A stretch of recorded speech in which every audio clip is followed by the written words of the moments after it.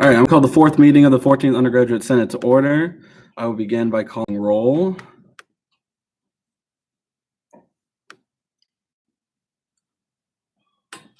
Senator Jackson, Senator Flores, Senator Rodriguez, Present.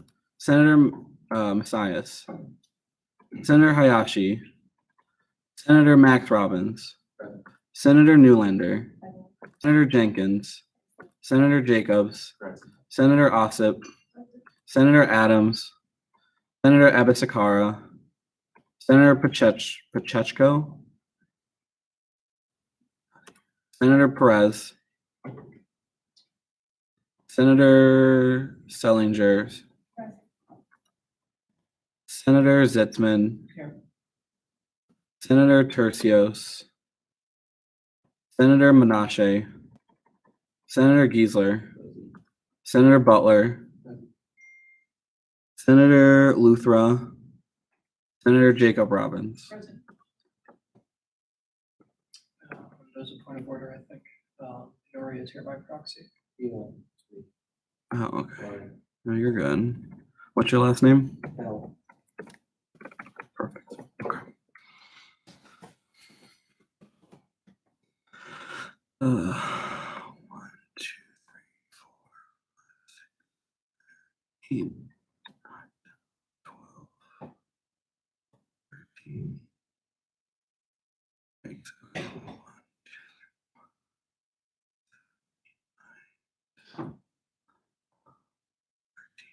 13. Quorum is met. No one leave. Okay, we will move to the adoption of the agenda.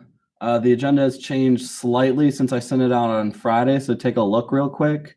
Make sure that it's all right. Make any comments or changes as necessary.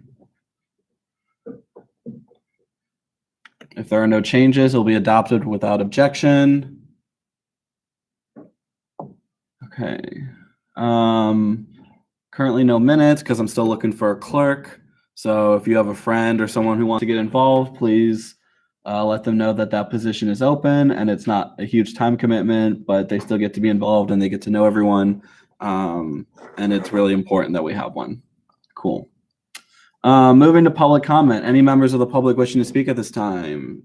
Joyce?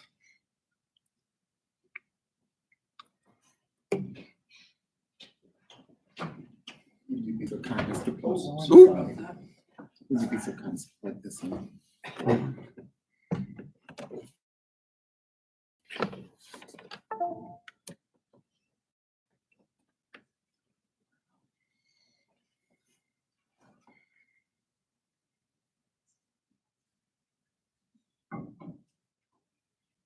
Wonderful. Hello, everyone. My name is Joyce Desserts. I don't have any fancy titles or anything. I'm just a student.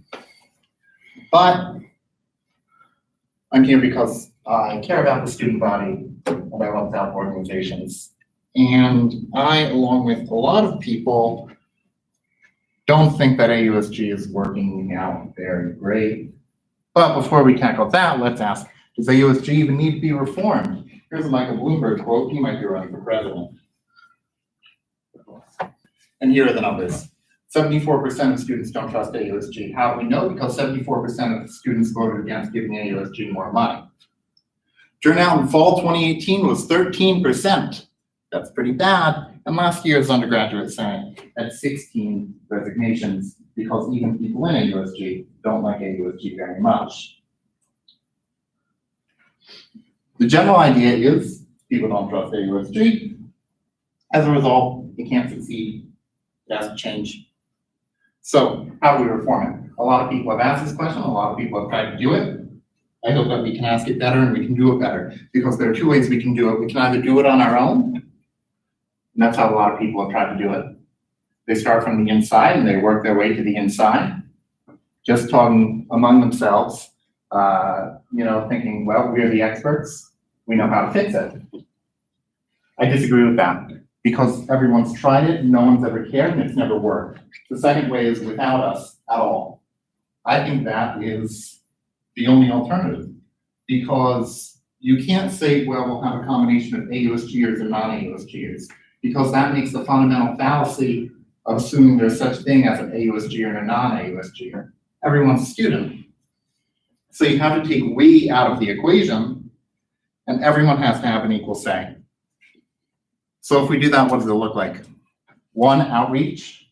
You have to reach out to people, and you can't just reach out to everyone, because we've tried that and it doesn't work.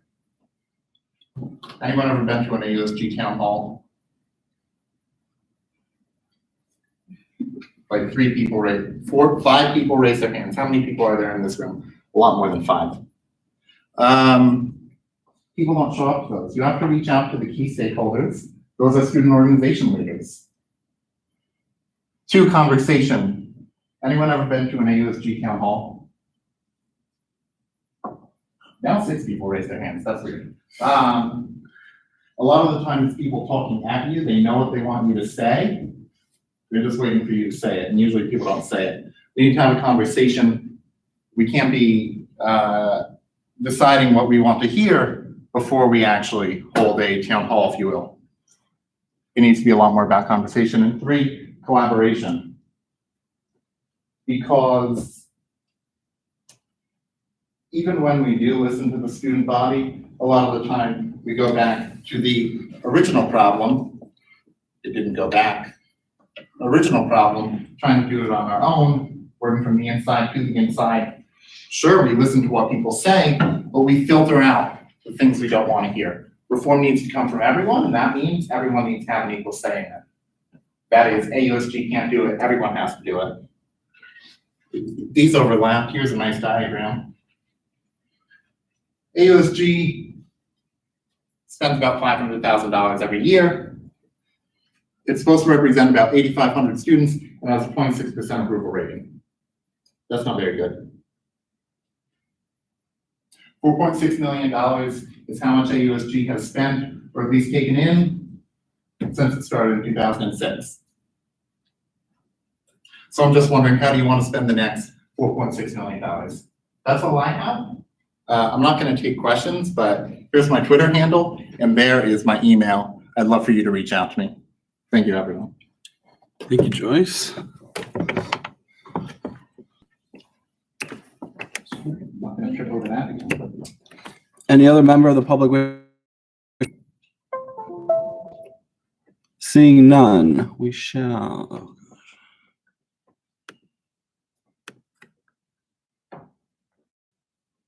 Move on. If this works. Move on to the State of the AUSG Address by President Fernandez.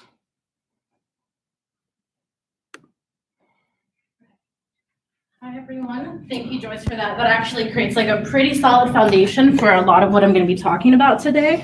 I really agree with like mostly everything you had to say, and I think we need to be having more conversations about it.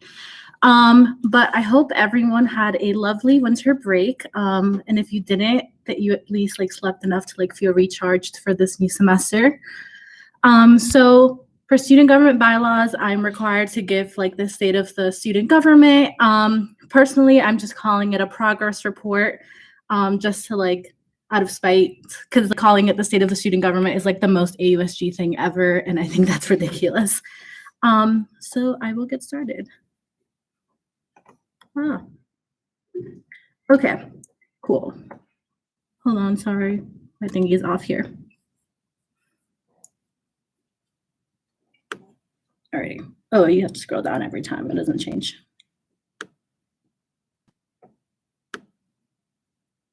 You see? Oh, that's first line. Got it. That's one. Cool. So beside, oh, look what's on the screen now.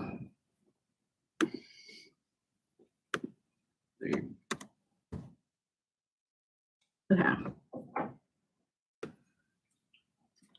So besides kind of just wanting to stay away from the name, I think a progress report is just generally more fitting. Because I think that's what, in theory, this presentation should be. Historically, SG presidents have sort of gotten here and talked about everything that's been going great, and it's like a victory speech, hurrah, everyone claps.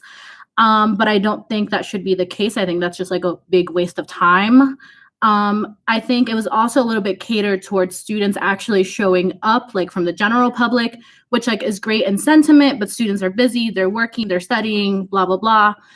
So instead I've worked with Alex to make sure that following this presentation, we'll draft an op-ed together through one of the student media platforms and put it out kind of recapping what's been going on and what's coming next. So I'll just put that out there. So I specifically like tailored it to this audience that sort of knows already what's been going on. And two, I also just think as a whole, any organization that has many flaws, regardless of like the amazing work that it's doing, really should be having candid conversations on ways to improve. And everyone knows that even the greatest projects have its lowest points. So the thing that's most frustrating about being in student government is that if you ask anyone around this room or any of the directors or any of the executives, do you like student government? Everyone laughs. Or like they're like, no, it's like really shitty, or like things are not going as well as they should be. But no one actually ever is convened into a room and talks about like why that's happening and what the specific weak points are and like potential ways to like improve it in the process. So I'll just talk a little bit about how I got to where I got today. So in early December, I reached out to all of the president cabinet directors, the executives, and the programming directors as a heads up that this was coming. I asked them to send me sort of core strengths and areas of improvements for their respective departments and explain the nature of this. I also made it clear that while their expertise was greatly appreciated and it would be used to guide things, I will also personally insert my own observations based on sort of being an outsider to student government as a whole, observing things at a high, like far away perspective, actually having direct conversations with students about this and bringing in my experiences from a wide array of the university, both from the trustee level, from the student level, and from sort of creating, helping create the new strategic plan that was released with President Burwell. And out of those, because I think those areas will be cleared too. So the people I received memos from were all of the programming boards, so sub WI, KPU, and founders, all of my paid cabinet directors, and Vice President Leela. So just like as a general rule, I want to make it clear, like this isn't about like anyone's ego. This isn't about mine. Like I'm talking critically about my work. And I hope we're able to have like a respectful conversation and that everyone's able to like think critically and have a strong Q&A as well.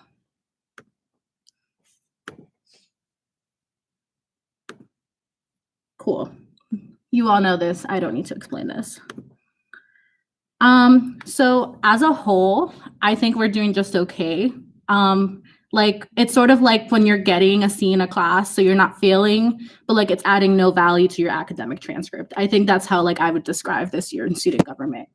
The bar is pretty low. We haven't had any major scandals. Trust of university leadership has been rebuilt and sustained throughout the year. Perceptions among the student body aren't overtly as negative as they could be or have been in the past years.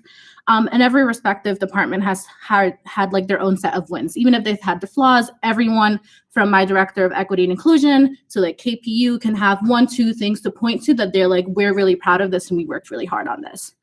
However, nothing has really been done that's groundbreaking. We're still really proactive. We're still really reactive rather than proactive. We definitely are quite dysfunctional internally. Personal interests still triumph teamwork and collaboration. A lot of you, to be completely candid, have completely failed to ask deep questions and to think critically when directors are here presenting for you. And I know I've been in your spot before. I know a lot of directors will try to build intentional relationships with you all, and that may sometimes refrain you all from asking hard questions that need to be asked. And I just urge you to stay away from that moving forward. The e-board as a team, I think individually we've been strong in our individual sections, but as a team, it's been weaker than in previous years. A lot of people in this organization are still, quite frankly, really okay with mediocrity. And we need to have serious conversations about how we build our individual strengths and merge it together, because what's been happening is that we're all working in silos and we're just consistently working against each other.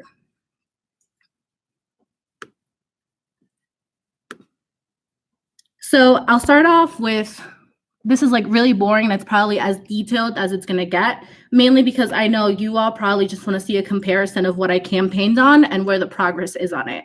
So everything that's here, the next couple of slides are copied and pasted literally from my campaign page that is still public. If you just Google like Valentina Fernandez Bridge the Gap Medium Platform or something like that.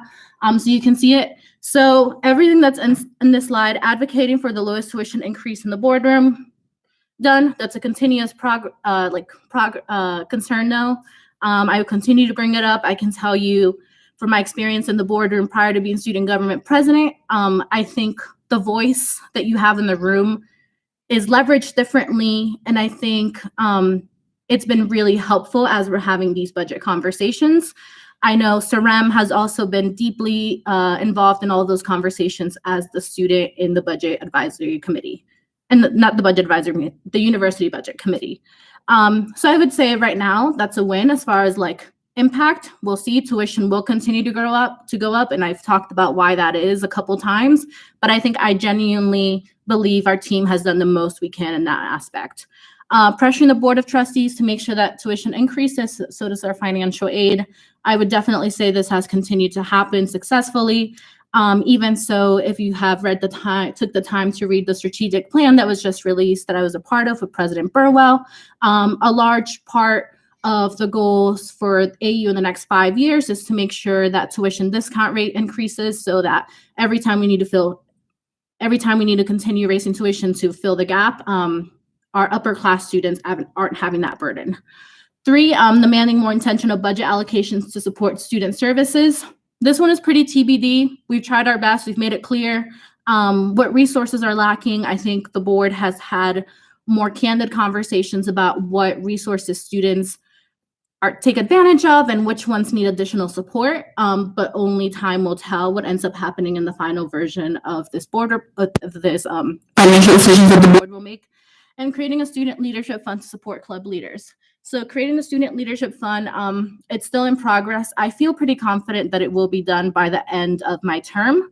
And to just give you some more context as to why it hasn't been done yet.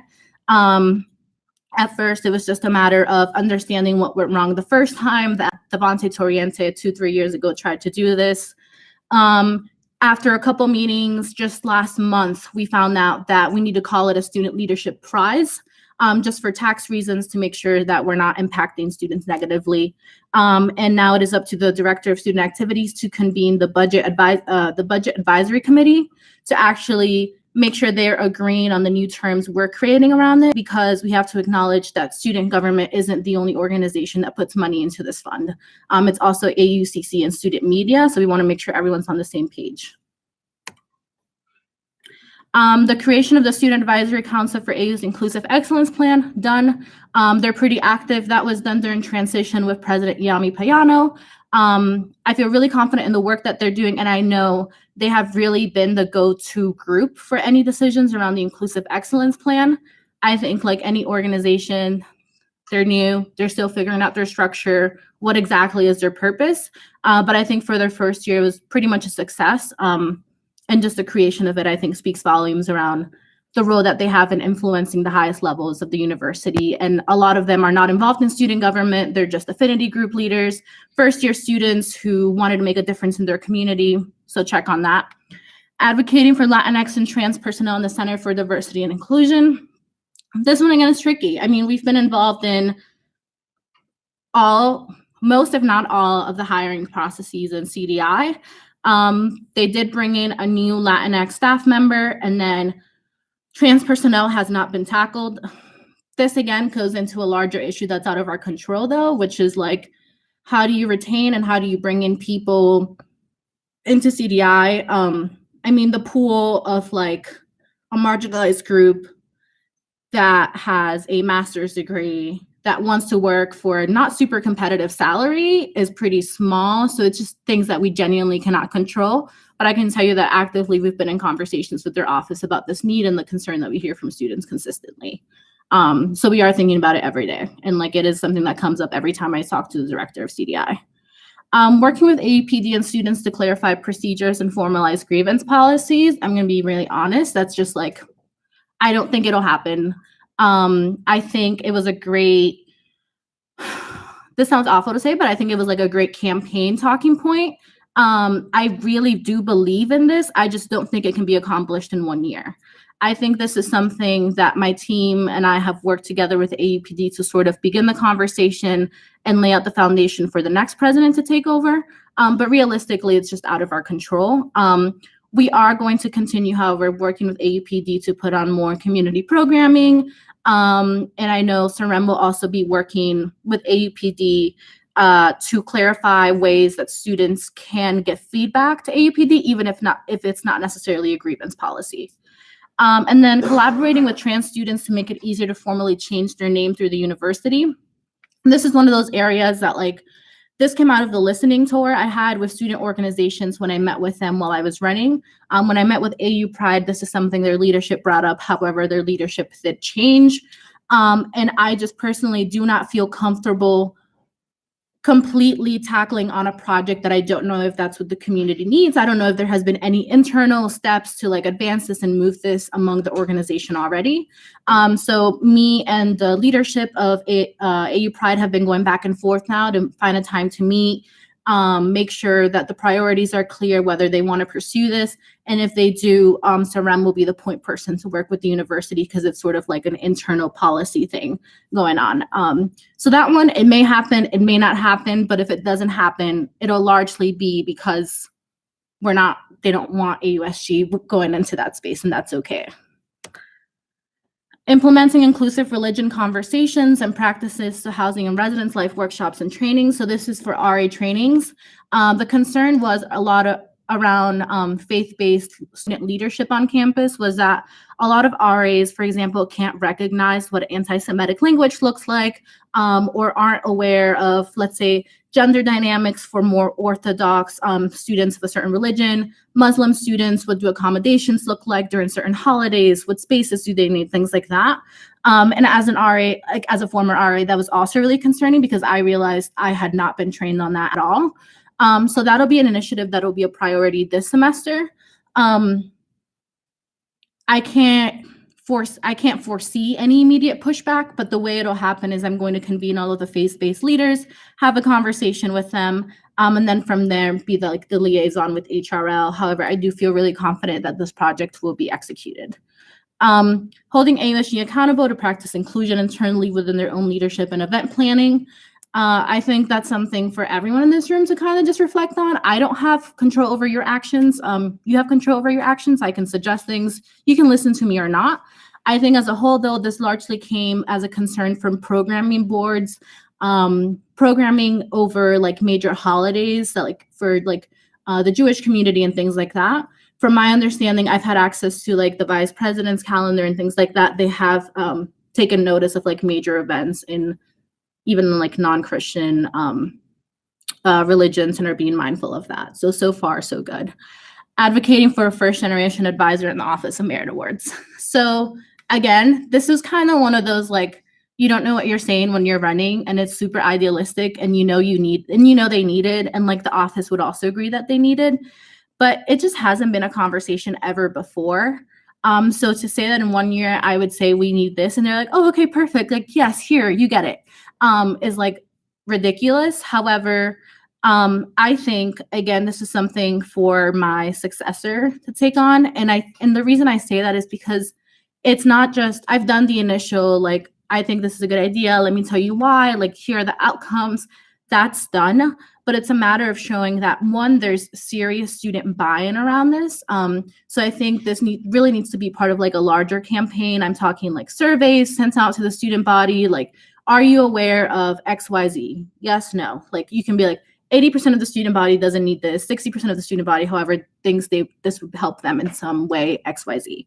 At the same time, part of the reason this has also been put on hold is because we're still unaware of the impact that AUX will have in all of this.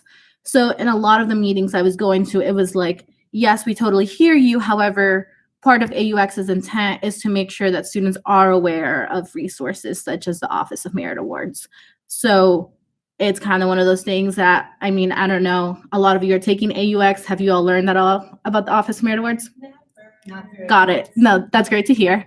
So it's one of those things that it's actually, no, you're not properly addressing it. And if it's not going to be done through an advisor, let's make it more explicit in the content that's being taught. And then making sure that students are at the center of the decision-making process in both the selection and transition of AU's new provost. I was a part, so there was nothing that could be shared as I was participating in that process because we had to sign confidentiality agreements. We literally weren't even allowed to post that we were meeting with candidates. Like, because I was thinking, okay, I could like make a Twitter post and be like, what questions do you want me to ask? That was not allowed at all. However, I can tell you that within the conversations that all of the candidates, there were 4 finalists that came to campus for an in-person interview. I was in the room. There was a representative from RHA in every meeting. There was a representative from the Graduate Leadership Council, and the student trustee or student trustee-elect was there as well from the board. So Madison sat in a couple of those meetings and interviews as well. And I mean, the questions that we asked really varied, but I think they really hit at the core of the campus climate issues that we've been talking about. There were very explicit questions about the inclusive excellence plans and their familiarity with it, about their experiences or lessons learned from trying to diversify their faculty. How do you better support and mentor first generation students? What is your experience handling issues of free speech and tensions like around speakers on campus? What role does academia have in that? How do we better engage this like really public service thing that AU has going with us and pairing it more with the academics? Because right now sometimes they feel like they're exclusive. So like, I think I genuinely can tell you all, they had to answer some really hard questions. And as you all know, our new provost was announced. And we have been in contact about staying in touch and making sure that he's contacting the right student leaders, talking to general students who may not be student leaders, and getting a real sense of what the issues are affecting our student body. Creating strong partnerships to increase retention. So partnerships with like AU centers and things like that haven't really been made. However, I can tell you this is the first year, and I was involved with this process as student government president, the first year that AU has ever created a retention plan. Like, it is crazy, like it is wild. It has never had a retention plan before. It's like 30 pages long, talks about like what are the points of intervention, who specifically are we targeting, what factors weigh in, do they count, like are they Pell eligible students, things like that. While I don't know whether this plan will be fully fully successful, we are starting to think a little bit more about increasing student retention and tackling the concerns specifically for underrepresented communities. So I would say this is a check as well. Supporting voter registration. We had the thing at the beginning of the year, registered over 1,000 students to vote and or apply for mail-in absentee ballots. But we're also continuing, as I think I've told you all before, this semester, a priority is going to be making sure that students are able to register to vote during Eagle Summit for the first time that they're on campus. Receiving feedback from incoming first years and facilitators to improve AUX. So it's no secret AUX 1 was like widely hated by most of the people in this room and outside of this room. And there was sort of a tension between upper class students that really advocated for that class versus like a lot of the students that were actually experiencing it. So we have Tia, who's in the back, who's the Director of Academic Excellence, and she has been a part of the AU Core Council, who is like in charge of like overseeing any changes to AUX and things like that, as well as the Faculty Senate Committee on Undergraduate Curriculum, which is making changes to undergraduate curriculum. While we haven't hosted official like focus groups or things like that with students, it's really been an ongoing conversation with Dean Waters and her team, because a lot of what will happen is we'll see student concerns on social media, and we have an active, like a pretty open relationship with them where we just go, hey, just wanted to flag this for you all. Like, let us know if we need to be doing anything. And they'll be like, got it. And they've organized like reactive focus groups based on like the feedback that we've given them. So there is that. I just think necessarily like it would be counterintuitive if AUSG was also hosting its own focus groups, because there's another group that's already doing that for the same reasons. I think it's a matter of just making sure that that feedback is fully taken in and like being executed into the new development and the changes that are being made to the curriculum. And I feel confident in our ability to like continue doing that. So while I feel really good about where we are with our platform as a whole. I don't know if you guys do. I do, I think, especially compared to like previous SG presidents, like, yeah, that's all I'm going to say. There are a lot of areas of improvement for me. I think as a whole, there's been a large inability for me to maximize my team's core competencies and expertise in a way that actually enables efficiency. So I think I have really smart people as directors, but sometimes I think my own ideas may get in the way of like their own creativity and execution of events. And even the desire to have them collaborate has sometimes just been inefficient because like it just cuts people's times. So because of that, we've done some reshifting in the way that the president's cabinet is going to be organized this year. I also think, and this is like really candid, I think I just have like, I'm generally very disconnected from the student body, to be completely honest. I think part of it came from when I was running like most of my friends, I mean, like are in student government circles. So I just think we still need to think about more intentional ways to like reach the everyday student. And I haven't been able to successfully do that. And I think as a whole as well, like a lot of these things that I ran on and a lot of the things we've accomplished, they've just been like high quality Band-Aid solutions. They're not addressing like the core problems. And that's not unique to me. I think I can say most of the people that were presidents before me did the same thing. So I don't know. I think it's tricky because you want to have tangible outcomes, but like tangible outcomes don't come in 1 year. They come in 2, 3, 4 years, and like probably in the time that you're not here at this university. So really quickly, so just kind of talk about like what some other key things that I didn't run on, what has kind of been going on. So we had the budget forum with the CFO and then the interim provost. Case handled the highest number of caseloads that it has seen in a given semester. Academic integrity reform has been going on, and it's been really student focused in ways that it hasn't been in the past. Case also did a lot of like internal transformation to create more robust departments and standardized forms and procedures to make sure that privacy is at the forefront of everything. And there's just still going to be a lot that's coming our way just into spring. So I personally, this spring semester, my main priorities are the Student Leadership Fund. We're working with the Community Service Coalition to receive a grant for a school that AU adopted to get the students to come to campus. We feel it's not official yet, but I feel very confident that we have received the money we need to pay for their busing. The RA training religion stuff that we talked about. We've also talked with Secretary Billy in ways to like get more input from students. So we're going to be starting a What Do You Want Wednesday. So the first Wednesday of each month, students are going to be getting an email. And it's like, what do you want Wednesday? You click on it. It's like a Google form. And it's like, what are some things you want to see to like, do you have any ideas, blah, blah, blah. We may get useful feedback. We may not, but it's a way to kind of meet students a little bit where they are. And if there's anything urgent that we can get to, we can delegate it to the appropriate departments. I'm also going to be really focused on transition. The rest of my team will be focusing on voter registration at Eagle Summit. Continuing the relationships with you all. We're starting a student government leadership summit that I can just talk about during Q&A if you have questions about that, because I don't want to waste too much time. The WCL event about addressing classroom bias was postponed. Will be happening this semester. We'll be having the AUSG internal survey that was started last year and is required to happen. The Senate identity training. We're going to be doing a series of events with the Office of Merit Awards to specifically target first-year students and second-year students, as well as working with them to create a centralized Google form or some sort of form on their website where it can kind of be like a one-stop shop for everyone to like recommend students to receive advising or things like that. Because the way it is right now, it's like you have to be like top 5% of your class or something to get access to that. And I can go on about more priorities. So just if you have questions, ask them during Q&A. Cool. So I'll go into programming a little bit. Here are all of our programmers. You know this. So I'll start off. Oh, this is working.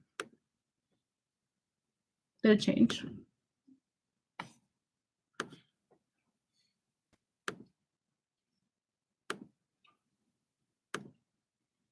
Trevor, can you help me here, please? It's like freezing and not changing.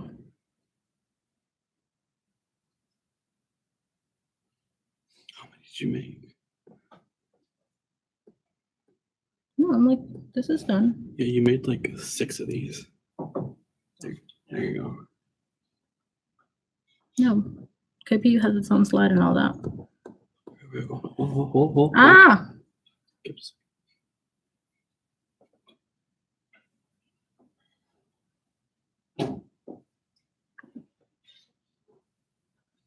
can we exit? Yeah, You see?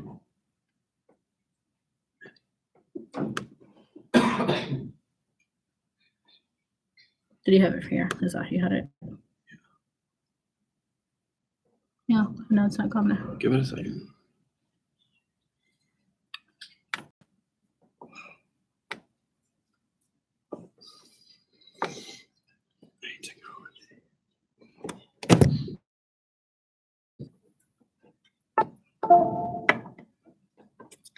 This is a great bathroom break. Want a bathroom break, probably.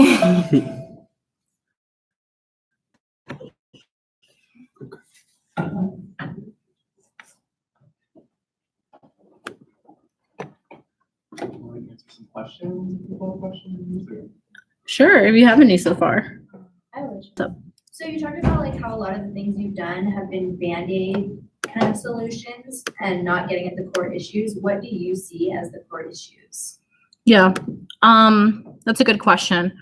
I think a lot of the core issues are things that take time. So for example, the fact that we have to worry about increasing tuition discount rate instead of just having AU be an institution that has diversified revenue sources where it's not tuition dependent.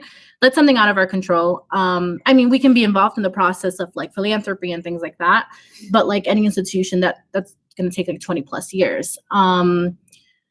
Any solution I think right now that's happening either at our level or at the institutional level is short-term based, and it won't be until like a couple years that it's actually able to get to the root of things. I also think there hasn't been strong partnerships with more activist like organizations on campus that are a different pressure point to get things done. Yeah. About the Student Leadership Prize, do you know whether Ayanna has a plan right now of when to convene back to talk about that? It was supposed to happen at the end of the fall semester and it didn't. So I will be touching base with her during our one-on-one in the following week. Yeah, that was the timeline then. Yeah, Joyce. I mean, if this is like ahead in the presentation, feel free to ignore, but like, how does SG, I guess, do more outreach? Because like,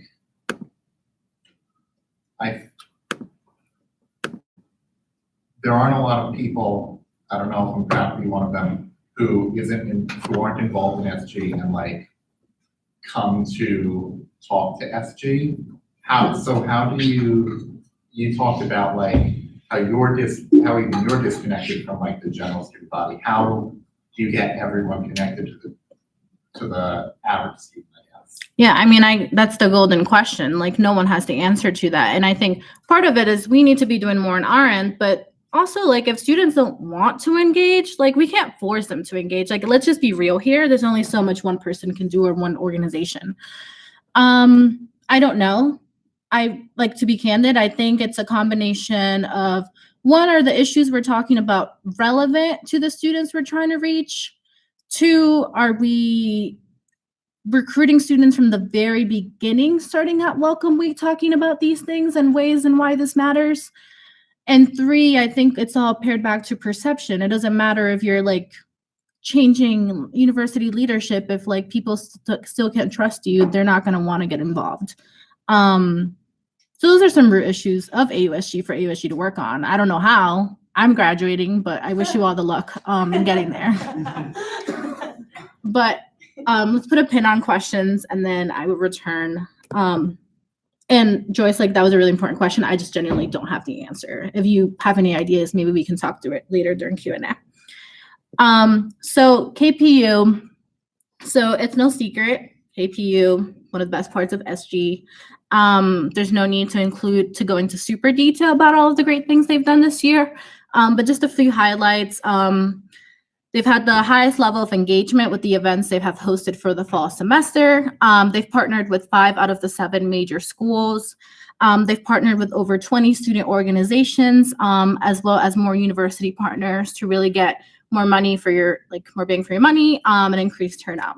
So a lot of cool things happening. Parkland students coming to speak, Loretta Lynch, et cetera, et cetera. However, I do think there's a lot to think about as it relates to the future of KPU. One, everyone just really take a second to look at this budget. No one in this room, including myself, unless you've intentionally gone out of your way, and I know there are great people in KPU working on this, but no one really has any oversight or information about how this money is being spent. And this doesn't just apply to KPU, but there's actually no oversight except for the KPU director, their finance director, and their advisor in student activities, which is an adult. I'm not saying we're spending awful money and being ridiculous. But I think we need to ask ourselves, is it fair to have no direct oversight or group to be accountable to when almost 50% of our budget is in KPU? I would personally call that irresponsible management on student money from our end. And that's something you all oversee. So I encourage you all to think critically about that as we go into the spring and the next year. 2, in the memo, I asked the directors to submit the KPU director stated, and I'm going to quote him. One trap that myself and my predecessors have fallen into is often relying too much on our ambitions so that they become the expectation rather than the exception to most of our work. Nowhere was it clearer than with the idea of hosting a major 50th anniversary event. So I'll say this. I actually really disagree with this personally, and you all can have your own personal decisions. I think the student body would also like the organization that's having the most funding to have high expectations for themselves and for that to be the expectation and not the exception personally. It goes back to my earlier point about kind of just settling for being okay and not great. And I think even if you disagree with this idea, the idea of the 50th anniversary was not a new concept. The director was aware of the large responsibility that the conversations around KPU's 50th anniversary had while they were created. And while I understand that the logistics of speakers can be really unpredictable, I think it's also important to remember that even this body gave KPU a larger share than had in previous years with the expectation that a 50th would be happening. That was the key priority when budget decisions were being made.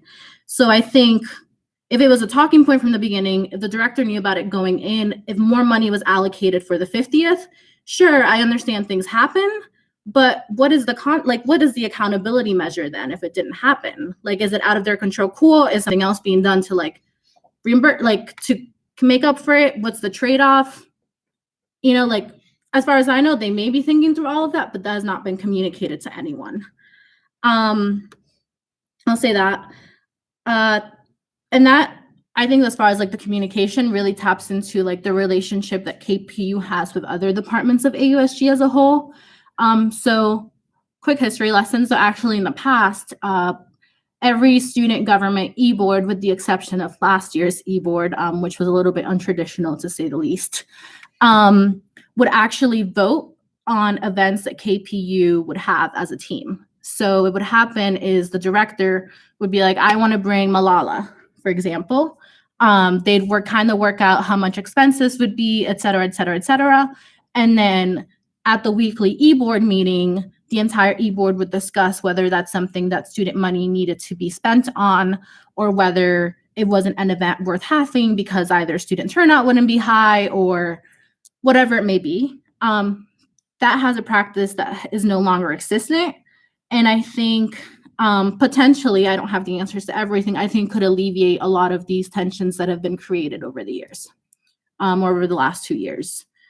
I can answer more questions about my thoughts on this during Q&A, but I just kind of want to put it out there as the body that oversees money, is in charge of accountability. This is a red flag for me, for anyone. Like, it's just like, it could, I mean, I trust the leadership, but it could actually be like a PR nightmare too. Besides just being off for student money. So hopefully this works now. It's not though.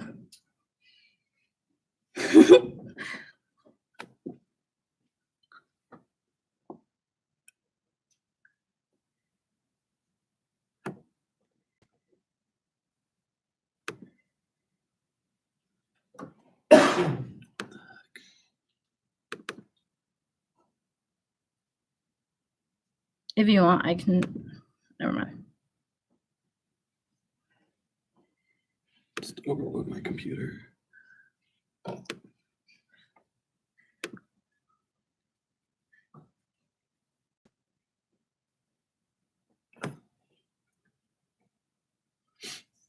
This mic.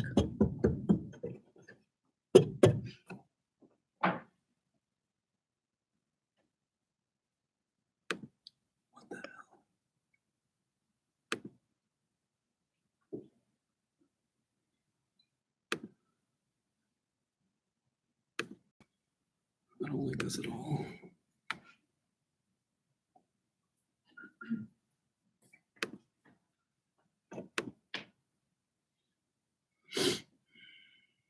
I'm so tired of like hearing my own voice. Like my throat is dry right now.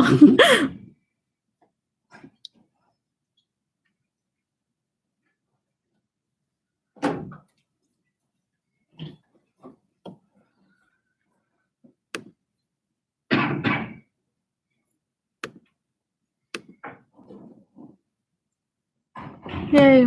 Okay, so Sub has the second largest budget in SG, Student Union Board. And just to clarify, I don't think the oversight on finances is unique to KPU. I think that should apply across the board. However, I just do want to point for Sub, it's a little bit more complex because like their production costs are just ultimately so much higher, just like bringing us, like it's not just like a speaker fee, it's like a speaker, lights, sound, you know, like, and I know there are exceptions to everything, but just like as a general rule of thumb, it's a little bit differently. So a few of Sub's goals this year were, one, to have more events that highlight local artists in order to expose AU students to a little bit more of DMV culture, so to say, and two, to have more diversity in the artists they book. So sort of like a high level hoorah. They had Metro Boomin that had tickets sell out during Welcome Week. About 800 students attended that event. Both openers were women of color. Battle of the Bands also happened. And they've also just had like more general events specifically to support communities of color in the area or highlight them in some fashion and spread awareness. In the spring, they're going to be having a comedy event as well as 2 more events, including AmFest. So like, yes, again, we can talk about all the cool things and great things. I don't think Sub has fully received the recognition or the platform that it truly deserves. Like, it's no secret that Sub is kind of like the outlier of SG. Like, they're like the cool kids that like wouldn't care about any of the other parts of SG. But I don't know if as an organization, we've really learned how to leverage this and how to like make it clear that this is such a unique component of our organization in a way that actually reaches students. So because of that, I think there are some questions around turnout in their events and around the diversity of their audiences. Like, are they just hitting the same people, or, you know, do they vary by event? I think that those are some questions that need to be had. But I don't think the onus should entirely be on Sub. I think it needs to be on all of us as an organization. Do we promote Sub events differently? Do Sub audiences, like, is email really the best way to reach them? Like, what's going on? I just think there's a disconnect there. And we need to be having more conversations around that. 2, I just really think the nature of Sub as well, historically, like, they haven't been that branch of student government that tracks a lot of things, unlike KPU. Like, they don't have like huge historical background, or that they've made a public phasing part of it. So I would say that just like as a general concern is like, how do we track year to year progress to see what is working and what is not, in a way that has been done a little bit differently for KPU, I would say. So now we're getting into the same problem with the slide, but I'll just talk about WI with the same slide. So literally all that changes is that like it says Women's Initiative. That's it. So I'll try to talk as you're doing this, but WI has had like a couple events this year. You can just leave it. Yeah, we'll stay right here. We'll go back to the budget slide though. Want to hear and enjoy, and where a lot of educational value comes from. However, I don't think they've been able to maximize their full potential because of the money and the resources we've been giving them. So I'll say that where that money comes from, I have a couple ideas later on that I'm kind of talking about. But I really do think we have done them wrong. And they're a core part. I think we should be elevating them more and putting them more for like, literally, they're probably the only organization in student government that like hasn't had like a major scandal. They're not controversial. Like they get people to attend. They spark important conversations that need to be had. They complement classroom learning. And imagine what they would do with more money if they're able to like highlight that with like more high profile folks and things like that. So while this is fixed, are there any questions on anything I have said so far? Coolio. In the back. Should be. All right, so bear with me on Founders Ball. So this year, it was released. Founders will be held at the National Air and Space Museum in Virginia. And I just think like this entire Founders execution has been really well thought out. And it's been really intentional in how collaborative it is. They continued the partnerships with RHA, with Founders, with the Graduate Leadership Council. During Founders Week, there's going to be events with NAACP, the Caribbean Circle, Undergraduate Business Association, Student Media Board, and a lot of other people. Claude's Warehouse is going to have 3 times as many like times for students to go in and like get what they need to get than previous years. So like, and they're even just like being more accessible in the way they think about like the smallest things like busing and like trying to like make sure accommodations are made for any students that need it. The basketball game, the Founders game has typically only been the men's basketball game. This year they're doing 2 for men's and women's basketball. So it's really exciting. And I think they've just done a phenomenal job. I do think, however, regardless of how successful this year is and will continue to be, we need to have a serious question about Founders Ball and its future. So right now it's $125,000. And yes, that's split among student government, AUCC, and Student Media Board. But then there's also the $5,000 for Founders Week. I just like, think of all the priorities that we've talked about and all of the campus climate issues that we have. Do we really need to be spending $130,000 for kids to go have fun at a museum and dress up and go to prom? Like, sure, that's fun, but is it a priority? I don't know.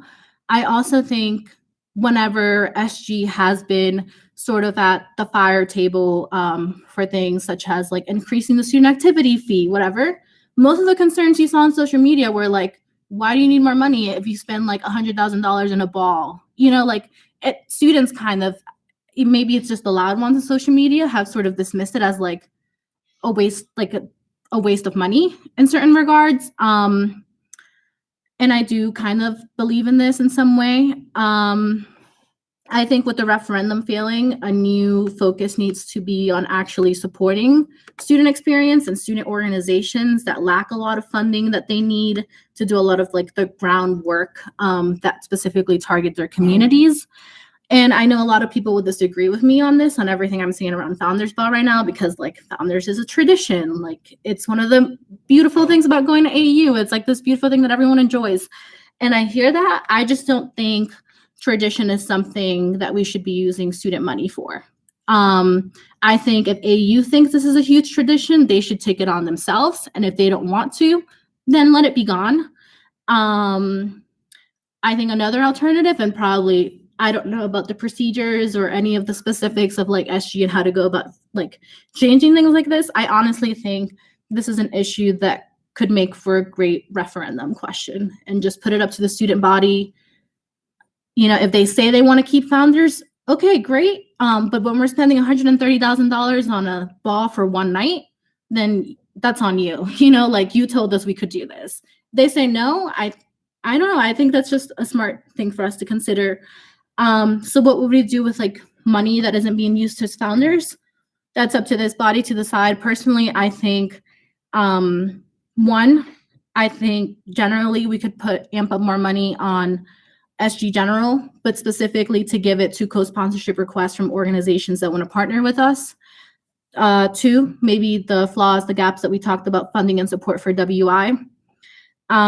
Three, I had mentioned class and school councils, but I don't even have a slide for them because half of their time has to be spent fundraising because they don't receive any money. Or maybe it could just be that, yes, we don't get rid of Founders Ball, but we really rethink its purpose to actually give it a purpose. So yes, it can be a celebration, but is it supporting a local cause? Are we elevating it with some sort of public service thing? So I don't know, just questions to pose. Cool. I want to talk about this. You guys already know. So kind of getting into comms. So I'll just start off by saying this. I respect everyone that has come before this year's secretary, and they have done a phenomenal job. However, I do think that context is important, and I think the work that Alex has been able to do has been incredible, given how little transition he received. For anyone that wasn't aware, like literally, like there are logistical things that you need to know how to do as secretary in order to do your job that he was just not trained on, and B, how unfairly distributed e-board responsibilities are. Really, 90% of the time, e-board responsibilities either fall on the president or on the secretary. There are times where Alex has 100 times more things to do than I do, and I'm just like, how the hell are you doing that? So just like some high-level strengths, I think we can all agree that the transition to quad jobs was pretty successful, especially considering like AU students were literally like being victims of fraud through the Student Government Jobs Board. There's also been an AUSG increase in email open rates, and I think part of it's like due to the design and the visual aspect that Alex has changed in the targeted language. I think also, especially during Welcome Week, social media presence was really strong. The BuzzFeed article that was created for first-year students, consistent tweeting, which is a platform that more students are increasingly using because this year's class and probably the future ones to come are steering away from Facebook a little bit. Like that just hasn't been as successful of a platform to promote events, and that's something that KPU also brought up as a concern. At the same time, some really key things for us to think about is, one, with the role of the secretary having so many priorities and that just being the nature of the role, I really think we need to continue to ask ourselves, or the communications team needs to continue to ask themselves how they're leveraging their team and how they're using them to delegate appropriately. And yes, like I understand that like it is a skill that it's a hard skill. Like delegating is hard, especially when it comes, because like anything that's fucked up, it's public. And it looks poorly on you, and not just you, but like other people in the organization. I do think, however, like, yes, it's a hard skill, but like there are like 3 stipended positions in the secretary's cabinet. So like, are we just having stipended positions and not using them because we're not able, you know, like it's a slippery slope. And I think we need to have some conversations around accountability there. And I think it would also help with prioritizing all departments among student government equally. I think sometimes there's this unspoken tension between like, okay, what happens if like I want to release like an advocacy campaign, but KPU also has a large event, like who's going to be getting the emails, who's going to have the social media attention? And I think if we're better able to figure out how to leverage teams, there's no need to pick an or. It can be an and. I think we also need to start thinking a little bit about Instagram usage. Like it started out great at Welcome Week. And like I said, it's a platform that's increasingly being used by younger students. So just making sure we're not necessarily thinking of traditional methods. And 3, I think there is room for improvement around like videos and the use of videos to promote things, or even if we're not promoting things, to recruit or even just share our narrative and what we've been up to. So this is kind of like the last video in the AU Student Government YouTube channel was posted a year ago, and it was a town hall. But you can see like how consistent it was especially around Devontae and Sasha's year. Like it was like a welcome week introduction. It was like a here's an issue of the week. Here's what we've been up to. Here are major campus news. It was like 30 seconds on or less on like what's going on campus. Things like that, I think, would really help rebuild maybe a lot of that trust that we were talking about earlier. And also as a whole, even give us more credibility when we're among university stakeholders and not just students, when we're able to say, no, actually, like students are aware of what we're talking about because we've been communicating this to them and like things like that. However, I know all of this is like easier said than done, which brings me back to like a team effort. So yeah, I think cool. That's all I have in comms. So going into finances, okay, I'll be very frank here. This is an area where I probably know the least about, and it's slightly concerning because my entire presentation has been mostly about accountability and finances and making sure the students get what they deserve out of their student activity fee. So I think, first of all, I think the comptroller and her team have done a really good job at making sure that we're approving as many co-sponsorship requests that we receive, especially from a lot of student organizations that typically haven't been partners with student government. So some of the key organizations that we've partnered with include, we've partnered with PRSSA, Sister, Caribbean Circle, African Student Organization, and just at the end of fall semester, I just found out today we partnered with Chabad AU as well. I do think, however, we need to think a little bit more critically about financial decisions as a whole and tracking, and also at-large finance things that I'll sort of just throw out in there, even if they're not in the general scope of this year's comptroller. So one key thing is stipend allocations. $70,000 are spent on stipends, student government.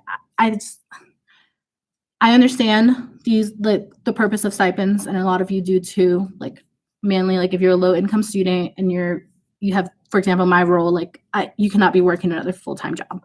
So it's hard. I just think the way it's distributed needs to be revisited, and the purpose and the accountability that people with stipends have also need to be taken a look at. So as I mentioned earlier, in eBoard, like I cannot think of all the times that Alex has more than 80 things on his to-do list. And I think it is wild to me that Alex gets paid, not to use Alex, the secretary would get paid less than me. And that other members of the e-board who are maybe doing their jobs fully effectively just don't have that many responsibilities and nature of the scope that their role was assigned to be in. And they all get paid the same thing. So I think there's a question about that. Revisiting all of the program proposals I kind of threw out earlier. 3, budget transparency, and I know this word gets thrown around a lot. I think I mean, you all know this. It is difficult to find out like how much is remaining right now and like all of our things. Like literally the other day I was like trying to figure out like how much we have on our travel fund, and I was like, I have no clue. Like, how do I get this information? And I'm president of student government, you know? So like, I'm like, if I can't do it, I don't think most people want to do it if it's that hard to access. But I also think it goes beyond like website updates. Like, I don't know what else it could be. Just a question to put out there. And I think as a whole, the role of the comptroller has changed a lot. Like previously, they played a really big role in university committees, and that just hasn't been the nature in the last couple of years because of change, like differences in leadership, maybe like, you know, like it varies year to year what the reasons are. This year, they also like don't have to sign off on like major programming expenses because student activities is taking care of that. And like those are things that are not in control of the person that is in the comptroller position. Those are external things. But if that's the case, we need to be talking about, okay, then what are the actual guidelines and what are the things that a comptroller needs to abide by? And 5, I really think we need to bring back, and this is again one of those history things. So any co-sponsorship, any financial decisions that were approved before were actually e-board decisions. So they were not just one person making a decision or using their personal judgment on what organization received money. it was, okay, I received 5 requests. I used my personal judgment to narrow down to these 3. Can we vote on whether we approve these or not, and how much money we give to them? So I think that's just something for future e-boards to continue exploring. So this has been very detailed, and I'm sorry, but this is the end. If you have questions, please let me know. We can get started. Yeah. So before I ask a question, I just have to say that it seems like you read my mind on all the finance and programming stuff, because I've been spending all my time on that recently. And as a plug, if anyone in the room is interested in financial transparency or reforming the way that organizations at AU generally get financed, the finance committee is doing all sorts of work on that at the moment. That's going to be coming out in February. So let me know. So since I got my plug, I need to ask a question. So as the undergraduate senate, do you have any ideas for us just off the top of your head of what we can be doing to contribute to an improvement of the organization? Yeah, I mean, I think all the budget things, when you like, I will have some say in the budget stuff, but that's all your decision, one. I think starting to think about what the accountability pieces look like, that you all have a major role there. And I think you are basically responsible for that. Like if you all want to come to the e-board to be like, does this sound fair? Is this reasonable? Yeah, sure. But like, it's really up to you. I think, I'm trying to think of the referendum thing we discussed. That's all you all putting that into the ballot.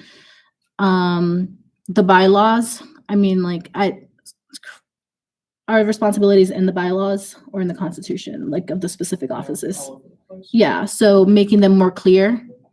Because right now it's like, well, what am I like, I know what I'm expected to be doing. But actually, no, even if like the way it's worded right now, even for the president, it's like I could technically do whatever I want and call it advocacy. Like it's so unclear what the actual responsibilities are. And maybe thinking of ways to make them more evenly distributed so it's not such a large gap where so much of the burden is placed on the secretary and the president. Yeah. Thank you, Valentina. I enjoyed your entire presentation, and I found your candidness really refreshing and really behooves all of us to take a reflective step and think about how we're going to define these next couple of months. My question is just on Founders Day. I think everything's been great, but I know that we haven't had the chance to speak to the Founders Day director. I've been in contact with her a few times. I'm just wondering if you've been in contact with her and whether or not she'll be coming to speak with us. I know she was on the docket, but something happened. Yeah, no. My extent of like communication with the director of Founders was when she emailed me the memo, kind of key takeaways on what's been going on in Founders. That would be a question for Leela, perhaps. Yeah, maybe she'd have a better answer. Yes. What's I guess the word is call to action here, like, we all know the problems. And you've revealed,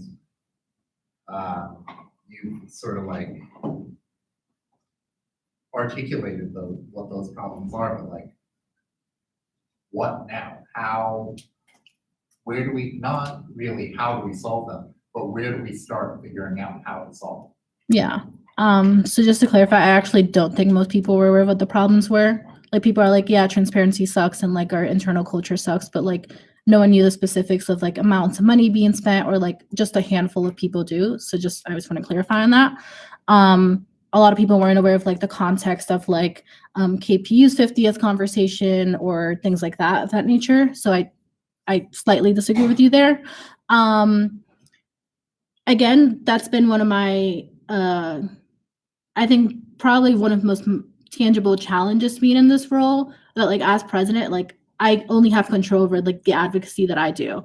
I have no control over what you guys decide are the solutions. I think what I had mentioned to Bobby answering his question about what are some things the Senate could be doing actively, that's a part of it. I think another part of it is like, I talked about like me trying to do a better job at like reaching out to students and connecting and like bringing them in. But I think everyone in this room equally has the same responsibility to do so. And it's up to you all as a body without me deciding on what that looks like and how to bring others in.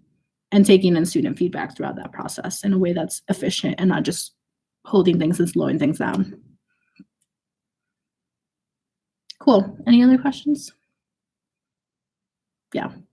What is an actionable step that you or the e-board or the Senate is going to do to tackle these problems?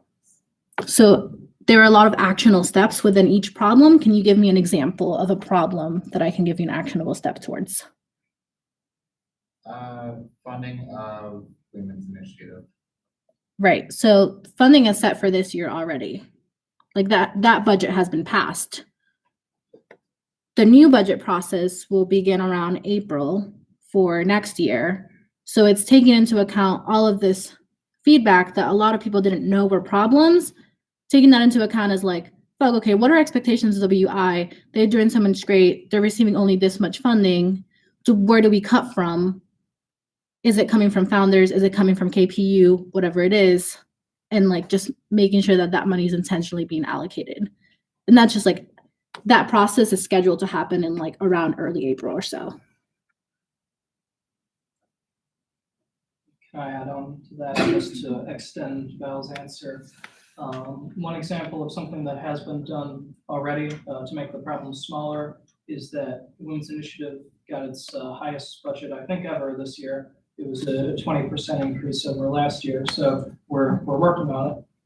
And something that the Finance Committee is working on, our main project right now, is releasing a big report on the state of AOSG's finances, because although we have some transparency measures, they're pretty limited. But anyway, in that report at the end is a series of recommendations, and some of them play into how to free up money from things that take up pretty much the entire budget and move them into smaller parts of it. So I'm not going to like get into that right now because I haven't cleared all the things in the report with the people who need it to be cleared. But I'll update you on that in a couple weeks.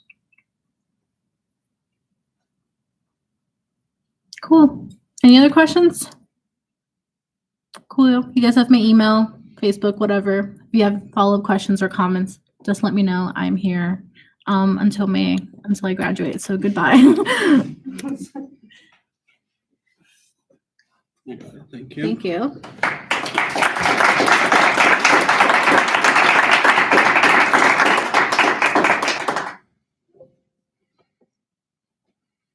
All right, moving to reports from officers. First is Secretary Bailey.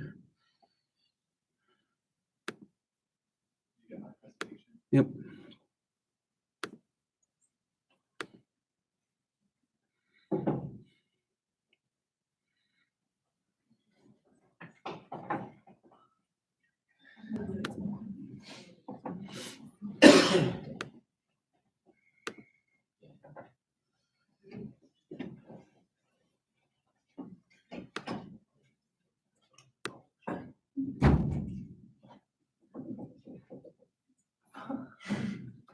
There we go. Okay. One. You want? Okay. Just the arrows? Yeah. Okay. All right. Hello, everyone. Hey. Hello. Good. New year, new SG. We just heard a lot from Val. Thanks for the report. Just speaking personally, I know winter break was a good time to reflect on the semester and energize me, and I hope it's energized you as well, so you can conquer those things that you have had on your to-do lists, those ongoing projects that you're always thinking about. In this semester, I'm just re-energizing myself in the role, and hopefully we can move on all those things. I asked her beforehand how long this should be, so I'm aiming for less than 10 minutes, and then you guys can get on to the legislative business you have on hand.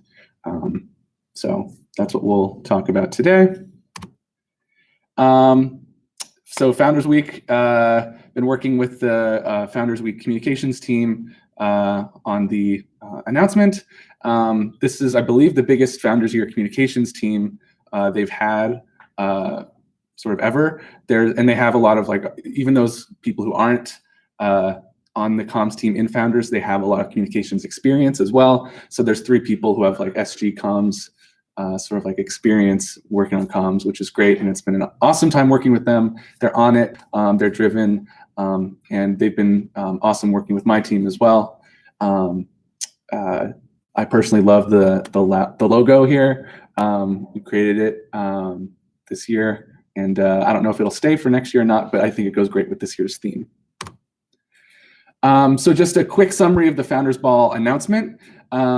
You can see the total engagements there. That's like either likes or clicks or that sort of thing. And the total impressions for our social posts. And that's just the the one individual posts on each site, not including like the lead up or following posts after that. That's just like the very initial posting.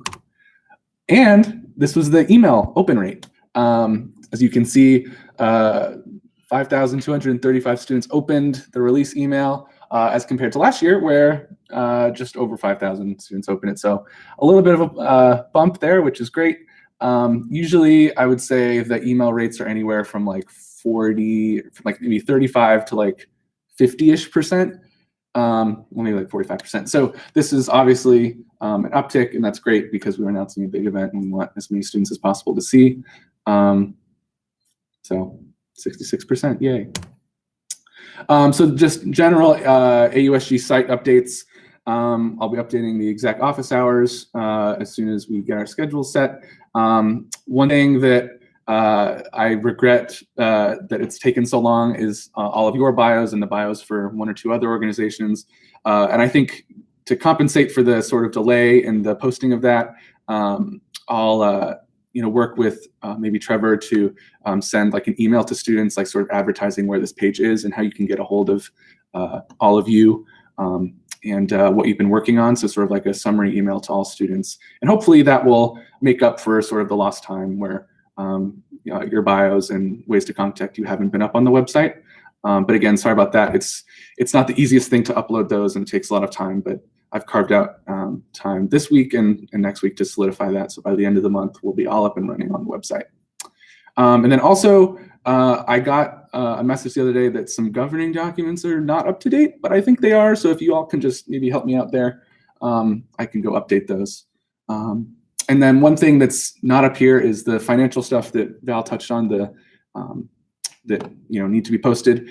I will post those whenever I receive them. So it takes little to no time to do that. So that's not something that, so those not being up to date, that's not really my responsibility. So I got a couple questions on that previously. So just putting that out there that as soon as I receive those, I will absolutely post them to the website. So who here is familiar with campus labs? Okay, cool. So student activities headed up by Ayana is taking up this new sort of portal for student organizations. So in the future, each club will sort of have their own like profile on here. Has anyone been on the student, or I think it's SUN, Student Organizing Network or something? Yeah, so like trash. But this is like, at first glance, like fancy and like they're paying a lot for it. So in the next like few weeks, you'll each sort of get a profile on there too, hopefully. So working out the details on that because like I don't know how much we should sort of go in depth to this and how much time we should be spending on like updating our profile on this when people don't know about it. But in the future, like they're gonna highly encourage clubs and students to sort of gather on this site. So I think it's important in the next few weeks and months that we have a page that's up and working and looks good. And so that'll be another way for students to contact all of you and keep up to date with what we're working on. Yeah, so I'll send an email update about that. And then just some summaries of ongoing projects. I think Val's touched on it a little bit. The social media sort of like posting rate sort of, I think, like decreased throughout the semester. And I think it's just important that I continue to work to sort of stabilize the posting. So there's not periods where there's a lot and other periods where there's less. And that includes creating a more up-to-date content calendar and scheduling posts accordingly. But one of my goals for the next semester is just to sort of solidify our online presence and make sure that we're posting regularly and uniquely. Been talking with Ayan in our weekly meeting, and we'll be working with the elections commissioner to sort of schedule the next elections and make sure those go swimmingly. Another thing, Case's web presence is still sort of needs to be revisited. There are just many opportunities for us to improve how students use their online resources and engage with them on our website and Case Connect as well.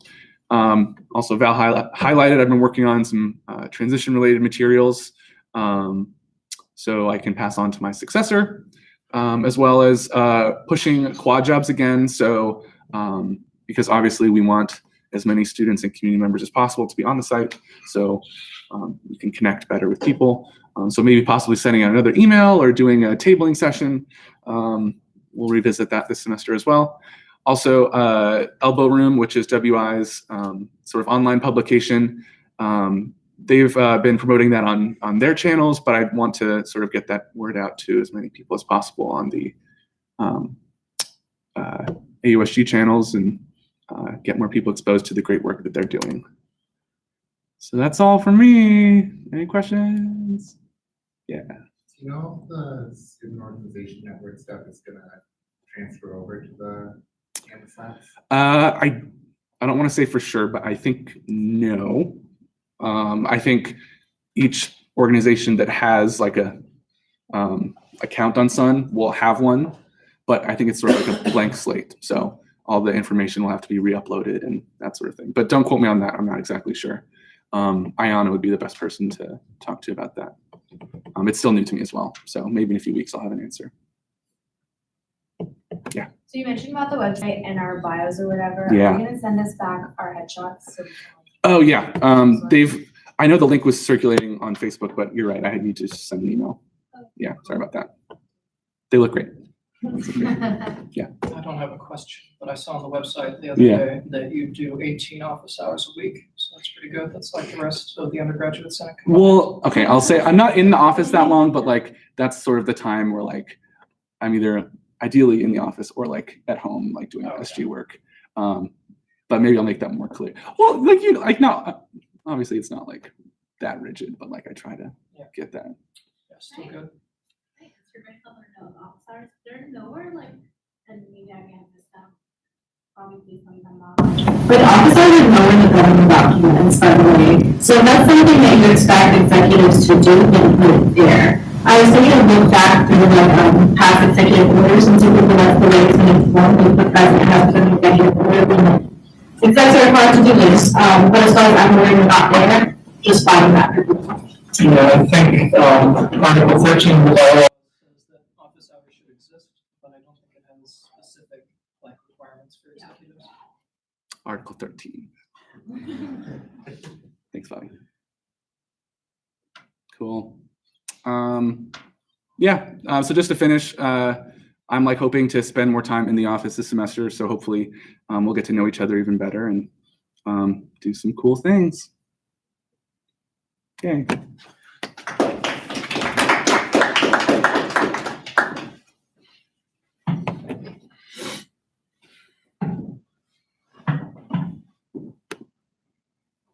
All right. A quick few things from me. One, welcome back. Hopefully you all had a good break and it was as relaxing as it was for mine. Unfortunately, it wasn't long enough, but we're here and we're ready to start the new semester. So some updates. One, I looked at the doodle poll and I took a glance at the office hour sign-in sheet from this past week.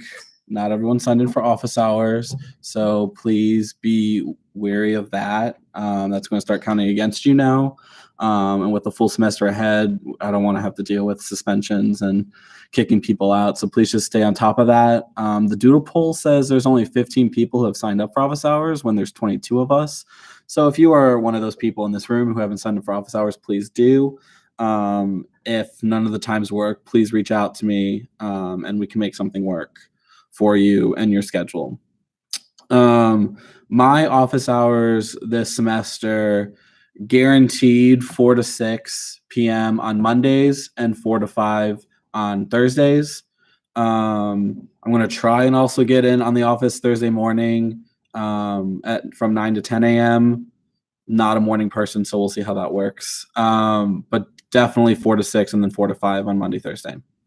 And then also you can reach out to me and we can meet in person, get coffee, get dinner for other times in the day if necessary. For that, if those office hours don't work for you. Working on the legislative agenda. Thank you to the committees that have finalized that for me. There are still a few that are missing, and I'll be following up with those specifically this week. Try and get those in, try to get those goals set. That way we can let students know what the top priorities are for the Senate. Obviously, it's not an end-all be-all list. If your committee has more than the 2 goals for that, like limiting it for the legislative agenda, then we'll find another way to publish those additional goals, just so that students are aware of what you're doing, and then they can reach out if they're interested or they have questions, et cetera, et cetera. And then as for our Senate retreat, so I am bouncing between 2 options, either next Sunday, the 27th, or the following Sunday, which is the 3rd. So I will figure that out. I guess I'll just pose it right now because I talked to CRP about it.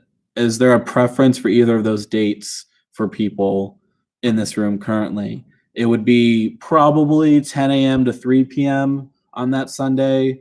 And then we wouldn't meet for Senate that week. It would just be the retreat.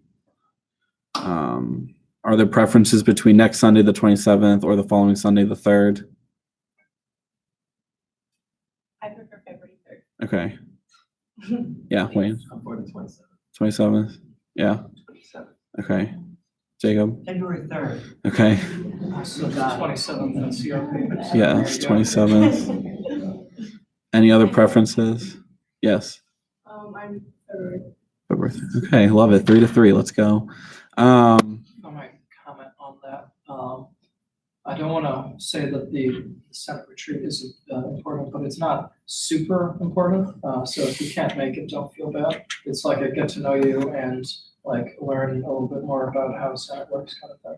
Right. And I'm finishing up the agenda for the retreat, so I'll send that out. That way y'all know like what to expect. I'm working with Dr. Hoff, trying to get some key stakeholders in the room as well for like a half an hour to an hour, like Anne Marie for dining, because I know a lot of you are focused on dining, possibly someone from CDI. And I'll look at some of the other goals and see if I can find someone who represents those major topics, like mental health services or something like that, like someone from the counseling center, trying to get those people in the room. That way, like, we can establish that partnership. We understand expectations from one another, things like that. We'll also go over, we'll do some team building stuff. We'll also do a quick thing on like how to write legislation, because a lot of you are new. So I want to make sure that we get through that and you all understand like how to do that, what the process is, what makes good legislation, what makes bad legislation, and just things like that. So I will,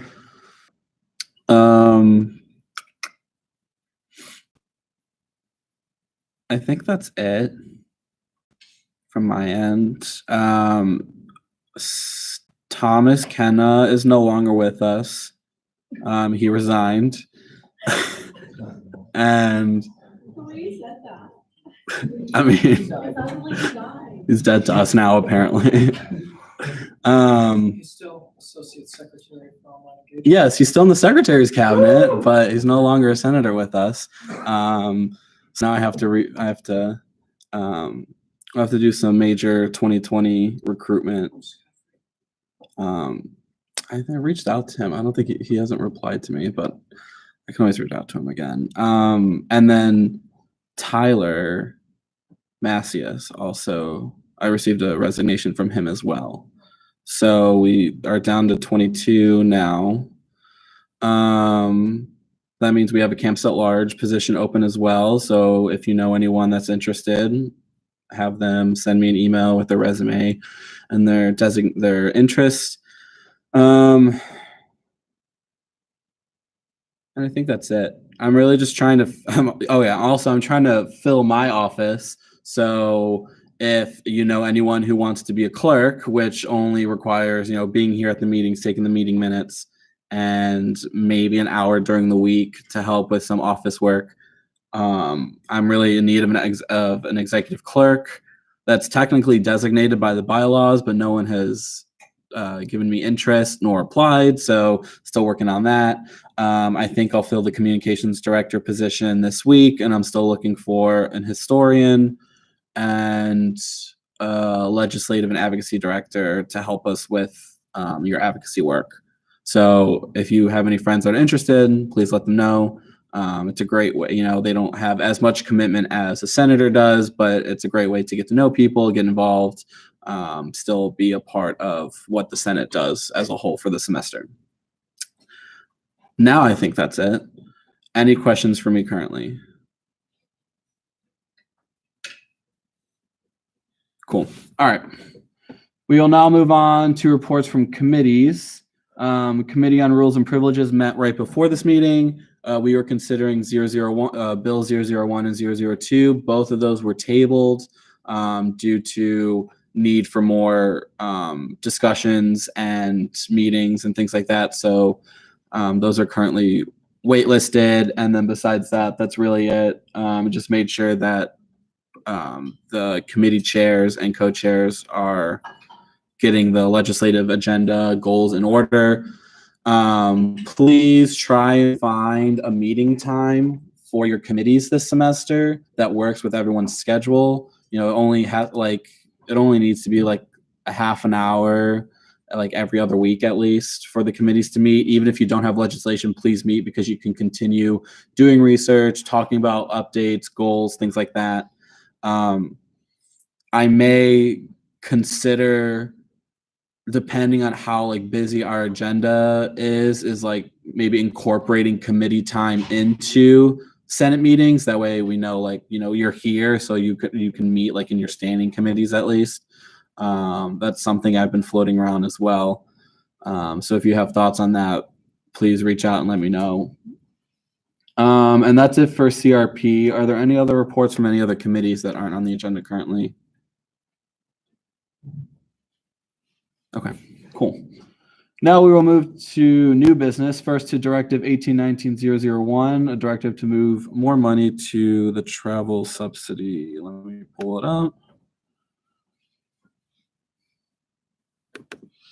Would the sponsor like to speak on the bill directive?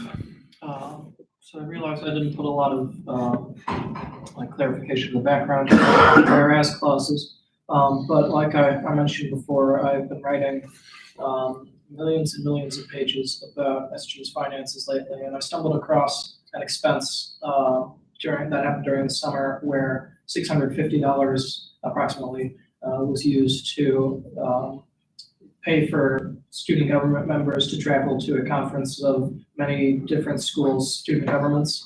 And the travel subsidy account is supposed to be used for funding club travel, like if debate team, they travel every weekend and it's free for their members to do so. So part of the way that they do that is by getting money out of the travel subsidy.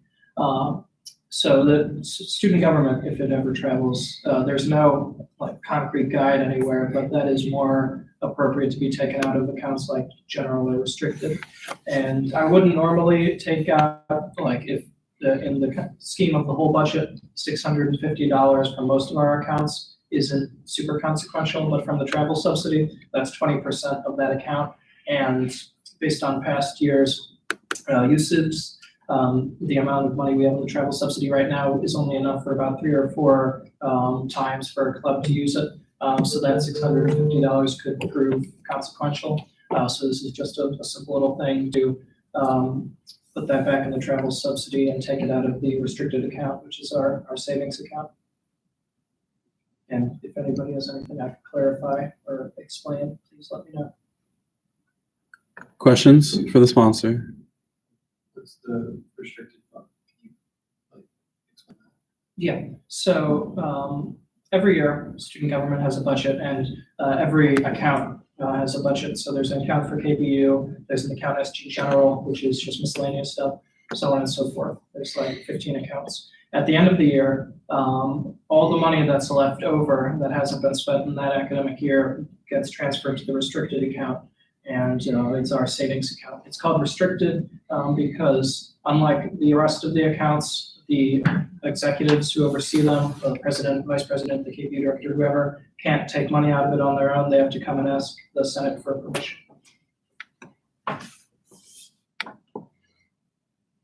Other questions for the sponsor?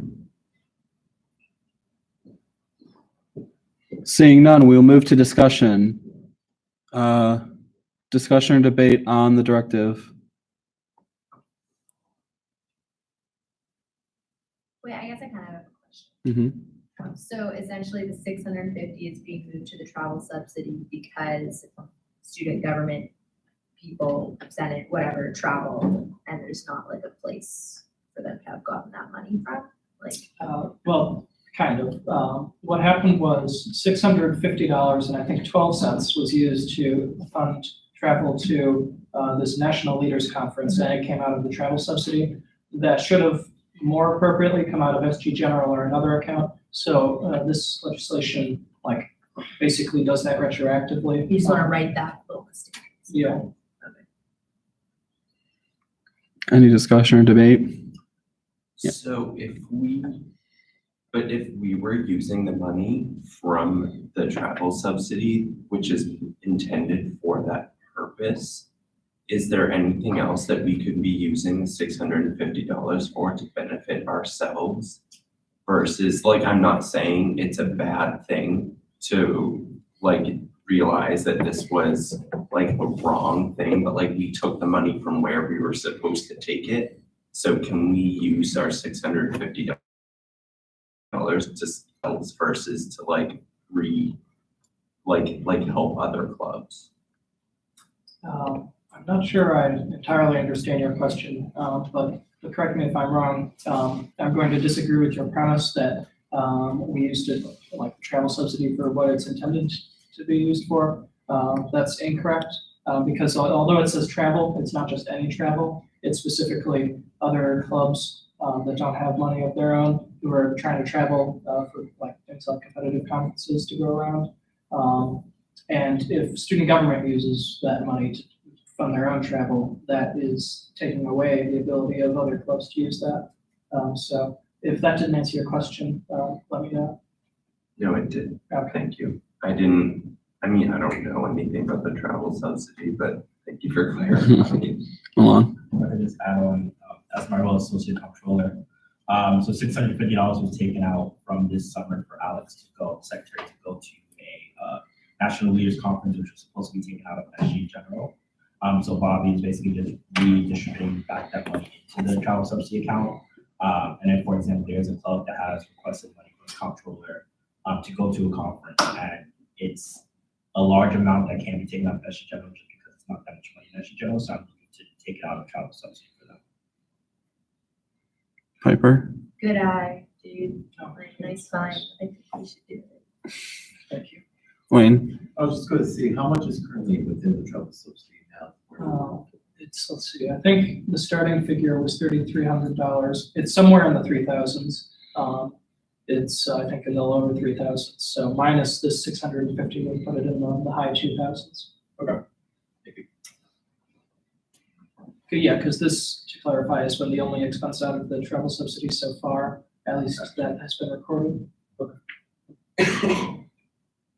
Other discussion? Seeing none, we'll move to vote without objection. All those in favor of adopting Directive 1819-001 as written, say yay. Yay. All those opposed, say nay. All right, the opinion of the chair, the yeas have it, and it is passed. All right, now moving to Senator Newlander's report. Okay. Yay. Let me pull it up. We're waiting all meeting for this, so get excited. Look up for your homework for a minute. It's gonna get fun in here for once. Because what I'm talking about is having some more fun in AOSG. on campus. And check out the cool presentation I found on slidecarnival.com. What is Slide Carnival? I think, You just like download themes for Google Slides? yeah, and this one's new. What? Yeah, it's pretty cool. Whoa. So if that doesn't grab your attention, I don't know what will. I'm gonna stand over here. So I wanted to talk about kind of what I've observed over the past semester as a freshman, what I've experienced, and then kind of talk to you guys because you're like my best guess about where to start on all this, basically. But I think something AU could really use, and this kind of started with a meeting with some committee that I forgot the name of, but they do like, it's not CASE, but they like work with CASE really closely about like student conduct stuff, and they're like, basically a lot of student conduct issues come out of the fact that people don't really feel a community at AU, don't feel a lot of like commitment or pride to being at AU, and thus don't particularly feel like they need to follow the rules or respect the people around them because they're not feeling that community. And then I kind of looked out on the, thanks. I like looked out on the quad, like on the weekends, it's like deserted. You look at the quad at any time besides passing period, like not that much is going on, just kind of like day to day. And you look around, there's a lot of students by themselves on their computer, like eating lunch or whatever. And I get it sometimes, you know, you're just by yourself, but I think like no one wants to eat lunch by themselves, you know, like just little things I think we could do to make AU less isolating for individual students, especially like in your first year when that's hard already. And focusing like on AU students instead of like, you know, you bring in a cool speaker like from KPU and then there's community for a minute because you're all like seeing this cool speaker, but like we could create more pride in AU itself. Now, next slide. So we could expand. They had this cool space design and I thought that worked for expansion.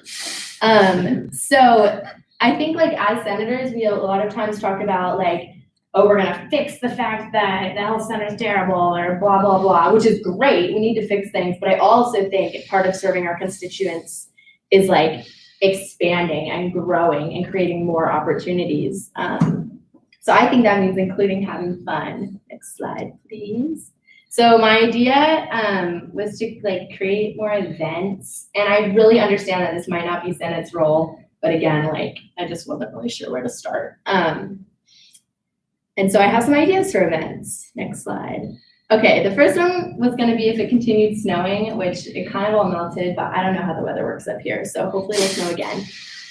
Snow dodgeball would be so easy and fun. Like the Senate could just promote it and like everyone could share it on Facebook or whatever and be like, Senate is hosting a snow dodgeball. Come on out, whatever day, you know, we come up with it. It's free. Essentially it's dodgeball, but snowballs instead of dodgeballs. That's kind of what I've come up with in my head.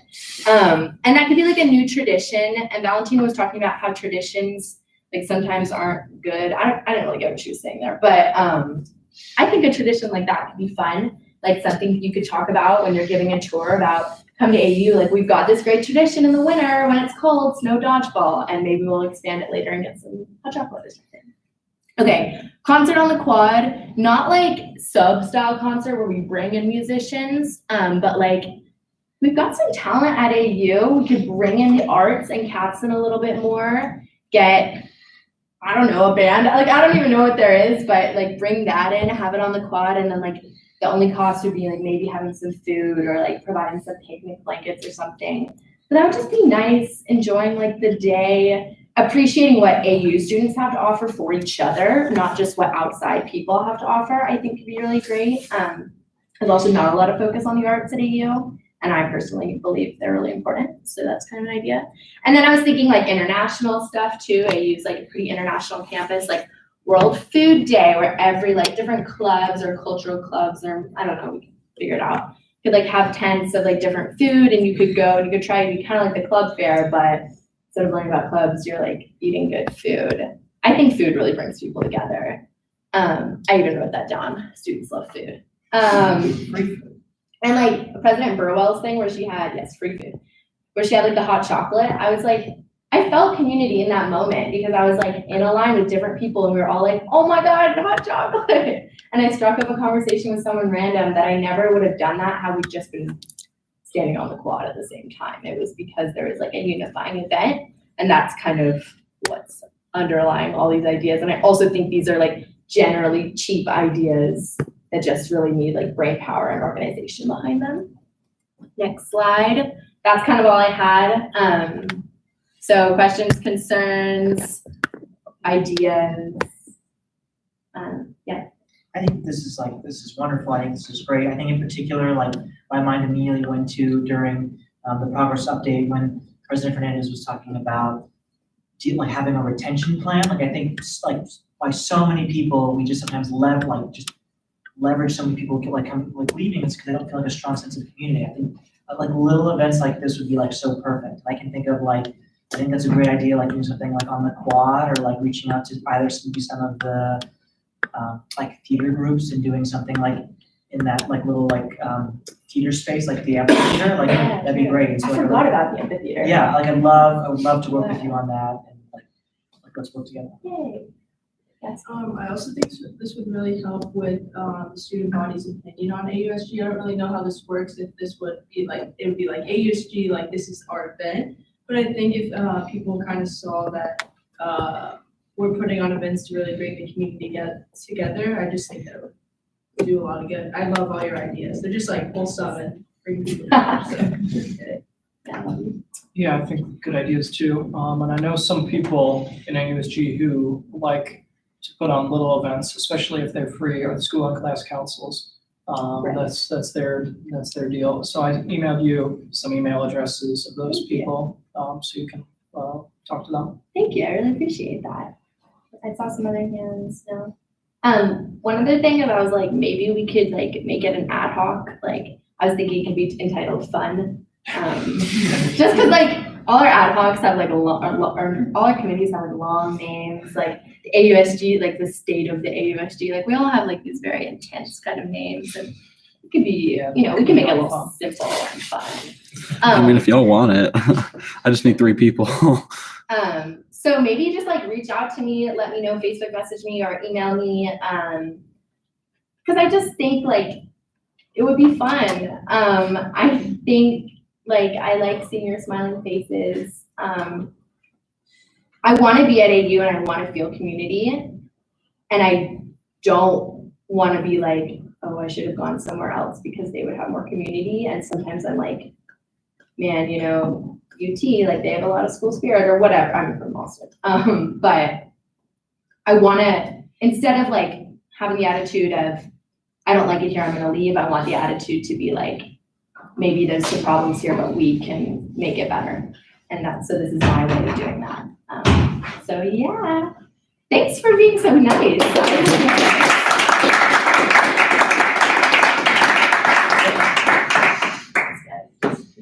Oh, and my off Saturdays are Fridays 1 to 2. So, I don't know if you want to come to that. Yeah, a few places to leverage are 1, our own programming boards.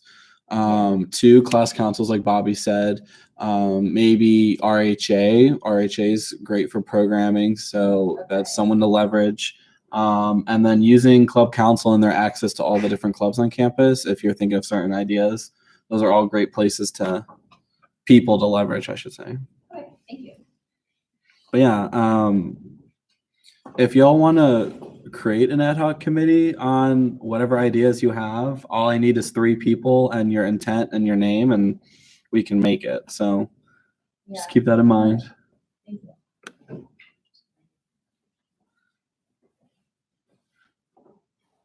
Okay. Any other new business for the Senate? All right, moving to old business. Seeing no old business, we will move to, why is this not? There it is.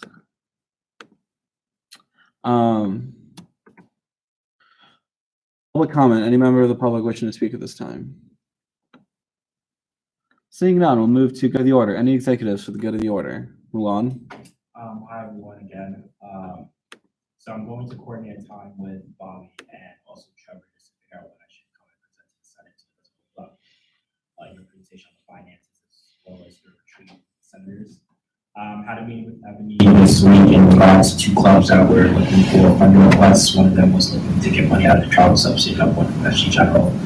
So I'm working with Giselle to figure out how we're going to coordinate those expenses. And then I've also just become a just to work with you guys on what the comptroller is doing.